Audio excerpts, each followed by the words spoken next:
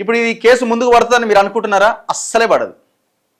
ఎందుకంటే ఇది మొత్తము వీడు రెరాలో ఒక ఆఫీసరు ఆ రెరా పర్మిషన్స్, ఇప్పుడు ఆ బిల్డింగ్ ఆ యొక్క కన్స్ట్రక్షన్కి సంబంధించిన పర్మిషన్స్ ఈ రెరా అనేది ఇస్తుంది. ఇది సరిగ్గా ఉన్నాయా లేవా అన్ని చూసిన తర్వాత ఈ రెరా పర్మిషన్ వస్తుంది. ఈ రెరా పర్మిషన్లు ఇవ్వడంలో వీడు తోపు ఈ శివబాలకృష్ణ. ఎప్పుడు అరెస్ట్ అయ్యింది వీడు? దాదాపు ఒక సంవత్సరం కింద అరెస్ట్ అయ్యింది. వీడు ఎవరి పేరు చెప్పిండు? వీడు అరవింద్ కుమార్ పేరు చెప్పిండు, సోమేష్ కుమార్ పేరు చెప్పిండు, వీళ్ళందరి పేర్లు చెప్పి వీళ్ళంతా ఇన్వాల్వ్ అయ్యారు ఆనాడు. ఎవరి ఆధ్వర్యంలో ఈ దందా నడిచింది? కేటీఆర్ ఆధ్వర్యంలో ఈ దందా నడిచింది. కొన్ని వేల కోట్ల ఆస్తులు కూడబెట్టిండు. ఎక్కడి నుంచి వచ్చినాయి? ఆ రియల్ ఎస్టేట్ కంపెనీకి ఆ రెరా పర్మిషన్స్.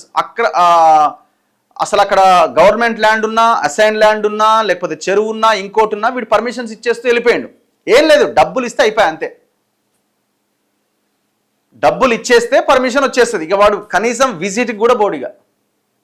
ఇట్లా రియల్ ఎస్టేట్ మాఫియాతో చేతులు కలిపి కొన్ని వందల వేల పర్మిషన్స్ ఇచ్చేసిండు. ఇప్పుడు వీడి సంపాదన మీద రేవంత్ రెడ్డి ఫోకస్ చేసి, ED Narendra Modi ED focus చేసి ఆయన ఆస్తుల మీద ఆయన ఆస్తులు జప్తీ చేస్తారా? సింపుల్గా మీరు వీడు ఏవేవైతే పర్మిషన్స్ ఇచ్చిండో అన్ని పర్మిషన్స్ కాపీస్ ముందుకు తెచ్చుకోండి. అక్రమంగా ఇచ్చిన పర్మిషన్లన్నీ రద్దు చేయండి. మీకు దమ్ముంటే చేతనైద్దా? అంతా మీరేనైతిరి. ఈ పార్టీవాడు ఆ పార్టీవాడు అవతల పార్టీవాడు.